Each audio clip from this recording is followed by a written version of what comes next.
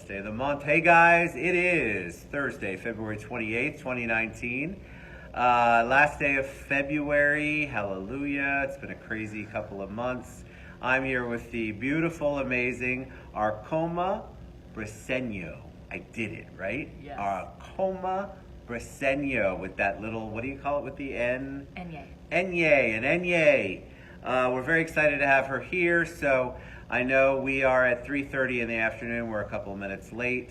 Let us know you can hear us and see us. All right, Shirley Stamper's on. We got a heart. That means they can hear us and see us, so I don't have to ask that 45 times like I had to do today. Hey, Sam, what's happening? Ben Gilbert's on too. I see him. So welcome.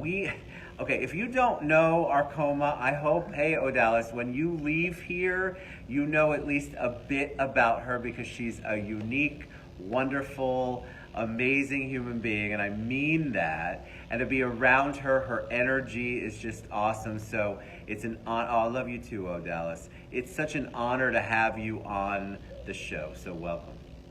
Thank you so much.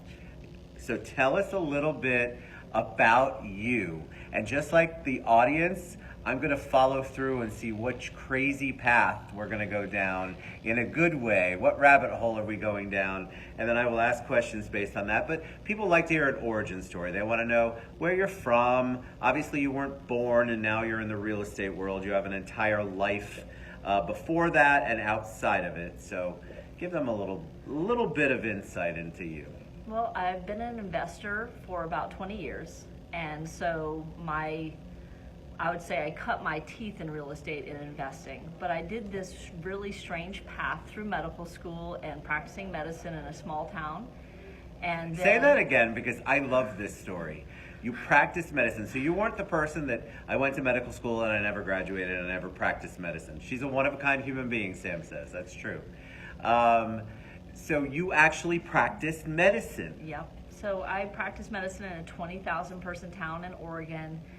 Taking care of people from babies to trampled on cowboys. And, I hugged them at the beginning of the visit, hugged them at the end. I was their best friend. I cried with them. I answered their call at 3 o'clock in the morning. Kind of the same thing I do for agents right now. Right, I mean, it's good training. The conversation was a little different. The coaching and mentoring was a little different. It was about, their eating, drinking, and pooping habits then. It's a little bit more about lead generation now. But she doesn't really want to hear your pooping habits, realtors. No, not as much. I don't get paid enough for that at this point. But how did you get into medicine? Where are you from? I'm technically from Huntington, West Virginia, but I took a beautiful tour through Land O'Lakes, Florida. Pasco County, and grew up there and went to St. Leo University. And so I am technically a local girl from at least the other side of the state. And then I went to school, to medical school in Portland, Oregon, and settled there and was there for 18 years. And I love Oregon. Big shout out to all my peeps out there and all the people who still love and support me and who said when I got out of medicine in a very quick way that they still supported me doing what I want to do and what I'm passionate about no matter what. And so, a medical problem actually got me out of medicine. I was going to ask if it was okay. You don't have to share all of it, but so you left because it's an interesting transition. Mm-hmm. Most people don't leave medicine. It's a lot of schooling. It's a lot of work. I mean, the amount of work you put in to get into a different field, no matter what it is. Right. That's a big change. Well, I came here on vacation for a sabbatical for 8.5 weeks. I burst my intestine and didn't get out of bed for 2.5 years. And so going from my work ethic of working 7 days a week, 18 hours a day, to not getting out of bed for 2.5 years, it was pretty severe. And when I felt good enough to paint a fence, that was my benchmark. That's a good benchmark. Yeah. I love it though. I painted a fence for 4 days and I said, okay, I survived that. Maybe I've got another chance. And so I said, what do I love doing? And I've always loved real estate. Ever since I was 13 years old, I loved architecture. I did 6 years of drafting. And so I actually have a background in architectural drafting. And so, it was a natural pairing. And I had already had 17 months on my license in Oregon. And so I just stepped up, took my class here, and wrote out my number of months I needed to get my broker's license, and bada bing, bada boom. So, okay, so I've got to at least say, hey, Alexa, hashtag PCS title, Alexa's saying, love her mom. Draft, okay, I can't add up all of the years. You must have started when you were like 6 years of drafting. So how does that work? Just don't go there. Don't go there. I'm not one of those people. There's a book actually called Rainbow Minds, and I'm one of those people. And in the olden days, they would call us Renaissance women or men. That's almost what I call the show. You know that from your site, I believe. Yeah, and so the fun part is I do multiple things at a time. I never do one thing at a time. I can't do one thing at a time. And if you know me now, I run a team of 14 agents with eXp Realty, and I'm a mentor to agents during the day. So I teach at brokerages and stuff like that. And so I love taking care of people. I love teaching. Latin of docere means teacher, so doctor as teacher. And so I was teaching before, and I'm teaching now. Really, I've not changed anything about who I am and who I interact with, except now I just teach on a different subject. So now it's lead generation. And I call myself the Bulldawg, Bulldawg. Yeah, why do we spell it that way? Because it's how you say it. You slide into Bulldawg. Yeah, exactly. And if you see my bulldog, you would know. He's got a broken nose wrinkle, and he's got a freckle under his eye, and he's amazing. His name is Twilight Sitting Bull Everdeen. And so he's the one. As it should be. Because we don't like movies. Yeah, right. So, if you've gone to any of my classes or you understand my teaching, I'm really aggressive. I'm really creative. I really know my stuff, and I can put all that together in a way that can get you more commissions, teach you how to close more deals, and that's kind of my trademark. And I want to back up. I want to talk about some of it. So as you shift, right? So you shift from the medical field into real estate. You've got this life-changing event that says, all right, I've got to do something different. I want to do something different in my life, or I have to do something different in my life. And you choose real estate. You could have just focused on you, but you're very team-oriented. You're very, like you were saying, you're very educational-oriented. So when you come in, and this could be for any business, but let's talk about real estate. You come in and you're trying to teach people. What are some of the mistakes that we make? What are some of the things that we should stop doing that we're doing right now that are wrong from your experience, that we could do better or we could do differently? Well, I think this goes for any person in real estate, whether that's a LO, a broker, an agent, any of those types of people. Number one, I would say be bold. Believe in yourself. People say I'm so brassy and salty and all of those things. I don't know how to be any other way. Well, you are brassy and salty, but that's a good thing. I don't understand why that's bad. Well, agents want that commission, and they have commission breath.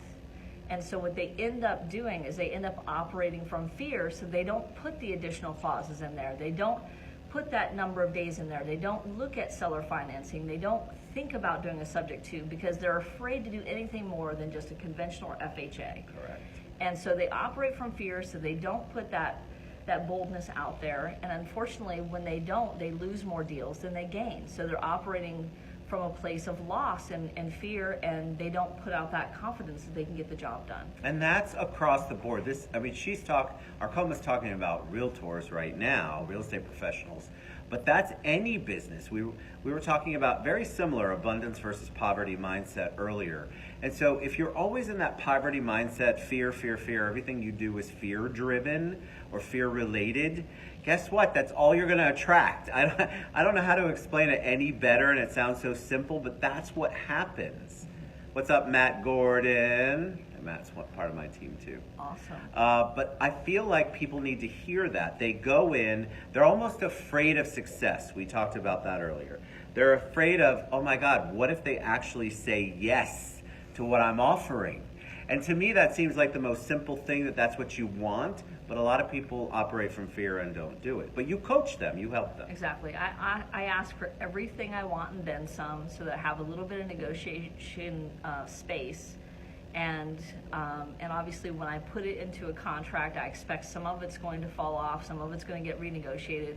But if I'm asking for more and more and more, number one, it sets the tone. That Absolutely. other agent knows that I'm going to be asking more and more and more, and they better give something, otherwise I'll just not stop asking. And so that almost in that level of like, okay, I got to give her something. And so, you know, whether it's a concession or a sales price or a number of days or whatever that, or an additional term, I'm going to get something from it. Right. And then it just snowballs. But you're setting, hey Rosemary, you're setting the expectation. Like I feel like people go in, and because they're so fearful, in any negotiation, in any business deal, they're so afraid to say what they really want that they end up settling for things that they don't want, and then it ends up not being a good, positive transaction, no matter what business you're in. Right. And so what you're saying is right. You're telling them up front, and if that makes you, I forget what the adjectives you just used to describe yourself, but if that makes you someone who is intimidating or maybe bold, I like bold, that's better, so be it. I think you need to be bold when you're expressing your expectations and the things that you need to happen in order for the transaction to be beneficial for both sides. My natural inclination is towards being driven, and then my kind of adaptive way of being is to cooperate. And so I want to ask for everything I want, but if you want something also, I want you to win. I want you to get something out of this. I want this to feel like a win-win. It may not be a 50-50 win-win, it may be a 75-25 win-win, but you're going to walk away with dignity and with respect, and you're going to think, most of the time I have my hair up in a bun and my nose has my glasses across it, and most people look at me with my long sleeves and all the way down to my ankles, and they're like, she looks like Granny Clampett, you know, and I'm okay Nobody with that. knows who Granny Clampett is anymore, but for those of you who are not old enough, it's Beverly Hillbillies. Right, and then they see me negotiate or in action, they're like, she's a shark, holy goodness, like what happened there? And so, you know, it's that split between being nice and cooperative and being able to ask for what you want and get it. So I would say, if I had to say one take-home message, is just be bold. Just take the bull by the horns and do what you want to do. But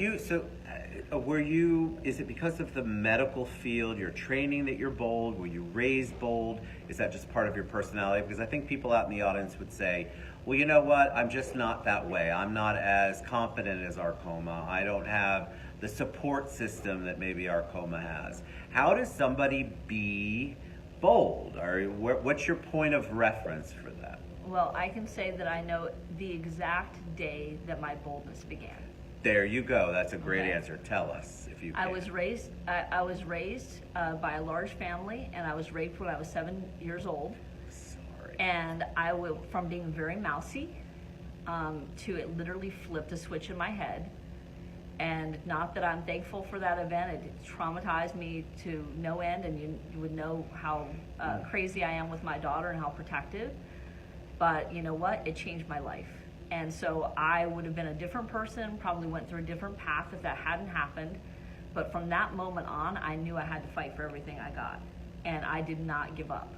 And so I went from being super quiet in school, not saying anything to anybody, to being the one who would answer every teacher's question and would study ahead of time. It just kind of flipped a switch in my head. And so I don't want anyone to have a trauma that changes their personality. I'm more of a fan of fake it till you make it. You know, so get a little bit of success, fake it until you get to the next level of success, and then continue on. And the more success you have and the more obstacles you overcome, the more you end up achieving. And so I didn't get through an easy path. And so everyone who sees me is like, I don't understand how she could do all these things at the same time. And then they have to realize, like, I just had to fight. I fought for everything I got, and and I continue to do so. I think, first of all, that's very brave and courageous of you sharing that. I appreciate that, because I think a lot of people have that switch or something very similar, traumatic, that did make the turn. I mean, the reason I'm the way I am is because I wanted to be the opposite of what I dealt with as a child. And so I think that we make these choices, we become these people. I don't regret it. I didn't like what I dealt with, but I would be a different human being if I hadn't dealt with it, if I hadn't had to deal with it and face it. And I think there's a lot of people out there that go, well, nobody's going to understand my story. Nobody's going to be in the same boat as me. And that's part of the big thing about the show, is sharing that kind of stuff. So thank you, because I think a lot of people really are sitting out there going, well, there's no way either of you at the Citrus Club with her long hair and her red dress and Ted in his crazy outfits could ever understand what we went through or what we've been through. And that's absolutely not true. Right. You had something happen to you. It doesn't always have to be tragic. Trust me, I have friends that twirl their hair, and I swear to God, I don't know what's going on inside there, but they are amazing at what they do. So it doesn't always have to be a tragic event, but something changed the trajectory of your life. Something made an impact on you. There was an epiphany. And bursting my intestine, it changed my life again. Correct. Right? And so I made a completely different choice than I would have made before that. And I don't think any other event that wasn't extremely life-threatening would have changed what course I was on. I was making crazy money. I had the respect of a small town. Everybody knew me. They called me the goddess of love, laughter, and light. And I like that. Yes. Wish I'd have known that. We could have named the show that. Yeah, I don't go by that Goddess name. of love, laughter, and light. Because when I walked into a room, things just happened. And I don't understand. I never understood it, but things were clean and organized, and people were nice, and people hugged me, and I had this fantastic support system, and I took care of everybody. Do you feel like that's changed? Because I don't. It sounds like you mean that you're different. I mean, you may be different, but I feel that when you're in a room, people respond to you immediately. Look at that. I mean, you saw all the love going up and down there. I mean, I think that you still have that. Well, I've created again. My best friend here in Florida is Carol Ann Flesh, who's the business development manager of Pillar to Post, Jeff Mackey team. And she said to me about a year ago, she said, you said that you used to have that, but I think that you don't understand. You've actually created that here. And I said, well, I don't think it's as strong as it used to be, because I created in 18 years there, but with the 3 or 4 years I've had here, I'm starting to feel it. I'm starting to feel the electricity when I walk in the room, I'm starting to feel the love, I'm starting to feel the respect. It's just taken me a little bit to get my bones. But you give it out, and I want people to also understand that. So people will say, well, you two are just really outgoing people. Well, look, it doesn't take you being an outgoing person to be kind, informative, educational, offer up your services, be helpful. You can be all of those things and still not be on a Facebook live show, be a bulldog at lead generation, and you can still be successful, but I think people hide behind that. And I think you said it earlier, or Carol Ann did, you've created this environment, you create it. So when you do walk into a room, it's palpable, people can feel it, they can see it, they can touch it, and they know it. And I think that's important to know that you too could do the same thing. You have to stop hiding behind what you think your weaknesses are. Right. So talk about lead gen. And we'll talk about it on real estate, but this could go anywhere. Lead generation is like this big thing. Like lead gen is like the buzzword in the real estate world, especially right now. But in general, I think people don't know. They want to make the leap. They want to figure out how to create their business. They want their business to do well. They don't want to work 9 to 5 for the man. They want to do things that are good for their family, but still feed their soul.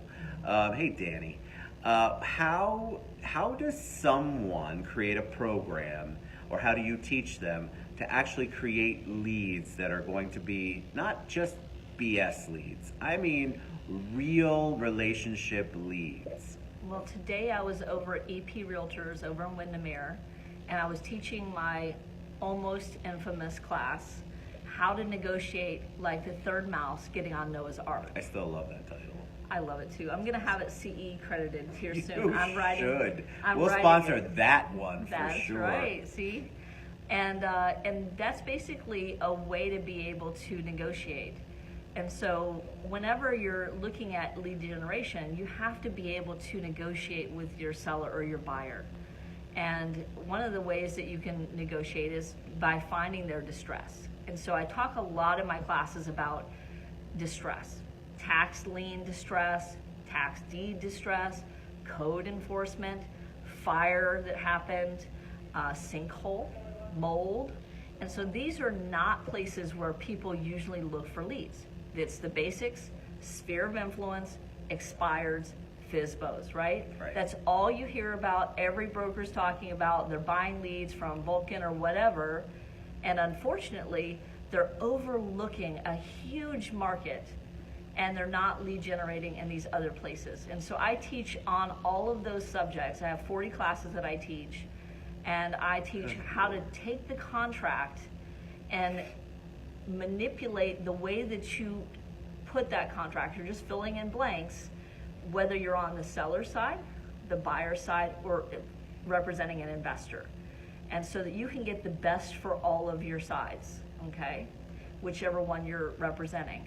And so with all of those different types of leads that you can get, you're not fishing in the same pool everybody else is. And so you're going out and you're looking at, say, like a company I use a lot, which is a Questor. A Questor, will sell foreclosure leads, probate leads, and eviction leads. And so if you're working on foreclosure leads, then you get that information as soon as the lis pendens is filed. It's days before anybody else is going to get it. If you're working on probate leads, as soon as that personal representative is assigned. So you're getting it days before everyone else. So you're getting a time advantage, and then obviously you're getting an information advantage. Right. And I talk about how you can skip trace people, be able to connect with them by email and phone, and obviously be able to turn more leads because you have more ways to be able to connect with them. And so lead generation is about volume. Everybody will tell you that. For every 200 leads that you contact, the average agent, not a superstar, not anybody I like who the average agent, 'cause is that's amazing, what people are thinking. that will turn into one closing.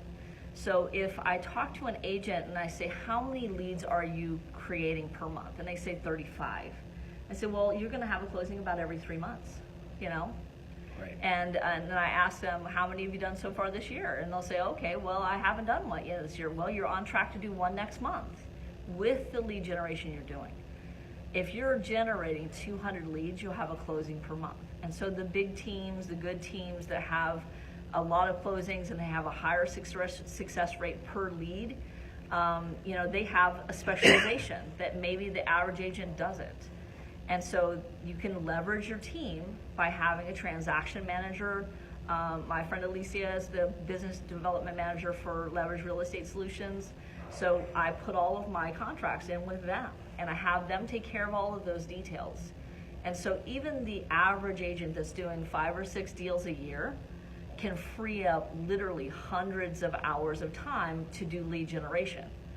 But if you don't want to pay for the transaction management, then there's companies who actually will pay for you. But there's, to get a business. The crazy thing is that it's not a giant cost if we're going to talk about transactional coordinators. I'm amazed at realtors, and this could, again, go universal, pick a category. But if you have someone who can help you grow your business, and you're not understanding weighing out that cost versus the benefit, and all you're worried about is the cost, oh my God, I'm going to have XYZ less money. You are, again, coming from a poverty mindset instead of an abundance mindset. So you have to have I like to have, one of the reasons why I'm successful at Freedom, for example, is because they allow me to do what I'm good in. They provide me with, we are all a team together of very smart people like Hiram, who's out there meeting with a realtor, and Matt Gordon, who came on the show. These guys do the things that I'm not good at, which is sort of the same concept of the transaction coordinator. You have your strengths. Why do you want to be buried in the details of things that you're not good at? It's counterproductive. Right. My opinion of that is that people love to be able to do those little details because it stops them from doing the thing that's outside of the box. The lead generation. Yes, they're afraid of it a little bit. And so if you're doing all the paperwork, that paperwork's not making you any money. You've already got the money, Matt Gordon, the macaroon. You're right, Danny. It's not making you any money. You've already got the money there. Have somebody focus on that. Take a little bit of the money you're supposed to make and get 10 more of those, 15 more of those. And again, it doesn't matter what business you're in, but if you're a one-man show, I have I'll use landscaping for example. Landscaping company that I work with. If somebody, Francis says hi. If somebody could find a way to be productive at landscaping and everybody have their job they're good at, somebody could make $1 gazillion because we all talk about it everywhere. Nobody's good at it because there's no consistency like you talked about earlier. So you have to have the plan. You have to have somebody helping you with the things that you're not good at. Absolutely. So being able to outsource the things that take up your time, that take you away from lead generation, and then fishing where someone else is not fishing, and being able to really up your game.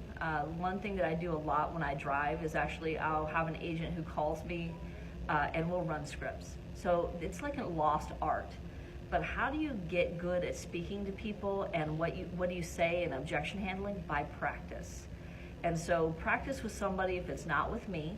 I have many hours that I drive per day, so I have a lot of agents that I can do this with, but not unlimited. And so, hone your skills, sharpen your axe, be bold, do your lead generation, outsource the crap that takes your time but doesn't bring you money. And if you do that, you'll do more deals, you'll close more deals. If you go to some of my classes, you'll see some other ways to be able to finance deals, to think like an investor, to be able to save deals that otherwise wouldn't have been saved from a conventional or FHA standpoint, and you'll get more deals closed that way as well. So, I think that there's a big nugget, and the nugget is be persistent. The persistency is so important. You cannot give up. And I used to say, when I had the 4 insurance agencies, I used to say, listen, until they threaten you with some sort of restraining order, you keep calling, you keep being persistent, you keep doing what you know you should be doing without being rude. Because I think people give up way too easily if it becomes too difficult. And that's just our society in general. We give up on a lot of things too easily and we don't want to fight for them. And I believe that's what happens in business. People have a great idea, they have a great business acumen, and then all of a sudden the first sight of any kind of challenge, if they're feeling too stressed out, it's over. And you can't do that. And that's why a support system is really important. But I think people would say once, because you're gonna have people that are gonna reach out to you, right? Mm-hmm. People will go look at Arcoma's Facebook page or wherever you find Arcoma, and they're gonna go, okay, this woman never sleeps. What does she do for Carlos? Carlos, Luis, and Rosemary all popped on, by the way. Awesome. What are these people going to? How does she survive? Is she hanging upside down? And like a bat, what's the deal with Arcoma? Tell them anything that you do, because obviously you work. You love work. You love what you do, and I love that. There's extra. You have your downtime, because I think people are like, well, she's superhuman, but you also have a downtime, and I tell them whatever you want to share with them, what you do. What's your go-to relaxation, your thing that allows you to get outside of the business and then focus for a little bit and then get back? Well, if you're on my Facebook at all, you know that I talk about my B's. Bald men, bulldogs, butterscotch, and business. Those are the 4 things that rule my life. I forgot about Yes. See, I asked the questions. I have no idea what the ansers are. No, you should have known. I should have known that, but I swear I wasn't like sure where you were going, though. So I didn't know. So bald men, bulldogs, butterscotch, and business. Yes. All right. Not exactly in that order, okay? And so how do I accomplish everything that I do? I answer the same way that Bill Gates would answer. I don't mow the lawn. People would say, how do you do all that you do? How is it possible? Someone asked me that literally today, and I said, I don't clean. I don't do laundry. I don't take care of kids. I don't do any of that. All I do is business. And so I have a phenomenal support system at home. Obviously, I talk a lot about Little General, about my daughter, who fits that name perfectly. She has my negotiation tactics, maybe a little too much of it. And then on top of that, I have a phenomenal team. You know, Carlos and Rosemary German have popped up here. They're my team lead at eXp Realty, and obviously they have about 50 agents, and I have about 14 under me.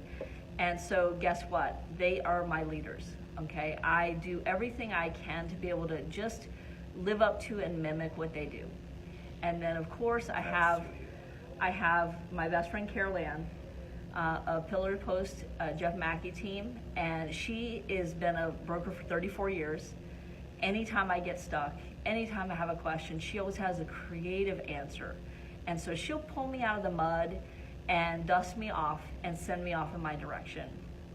The third would be my listing dynamo, which is Maximo de Jesus. He's one of my listing agents.